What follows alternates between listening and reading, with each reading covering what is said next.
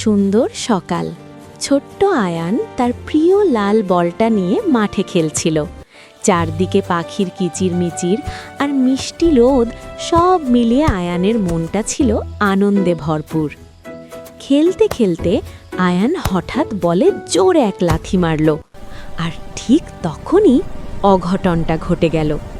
বলটা গিয়ে লাগলো টেবিলের ওপর রাখা কাঁচের ফুলদানিতে। ভীষণ শব্দে ফুলদানিটা ভেঙে মেঝেতে ছড়িয়ে পড়ল।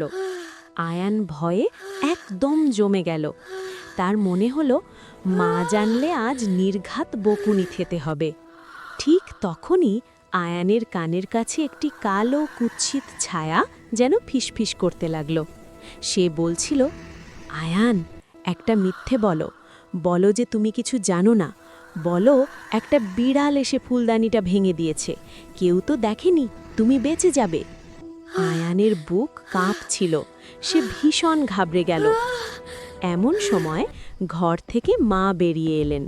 মেঝেতে ভাঙা কাঁচ দেখে মা আয়ানের দিকে তাকালেন। আয়ান মাথা নিচু করে দাঁড়িয়েছিল। মা খুব শান্ত গলায় জানতে চাইলেন, আয়ান বাবা, এটা কিভাবে ভাঙল?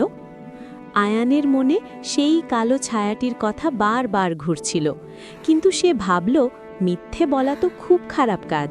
সে বুক ভরে সাহস নিয়ে মায়ের চোখের দিকে তাকালো। ধরা গলায় বলল, মা, আমি বল খেলছিলাম, আমার ভুলেই ফুলদানিটা ভেঙে গেছে।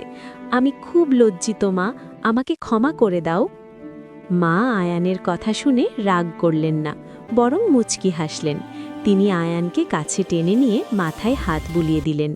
মা বললেন, সোনা বাবা, তুমি যে সত্য বলার সাহস দেখিয়েছ, এতেই আমি সবচেয়ে খুশি। আমাদের প্রিয় নবীজি সাল্লাল্লাহু আলাইহি ওয়াসাল্লাম বলেছেন, সত্য মানুষকে জান্নাতের পথে নিয়ে যায়। ভুল মানুষ মাত্রই করে, কিন্তু সেই ভুল স্বীকার করাই হলো আসল বীরত্ব।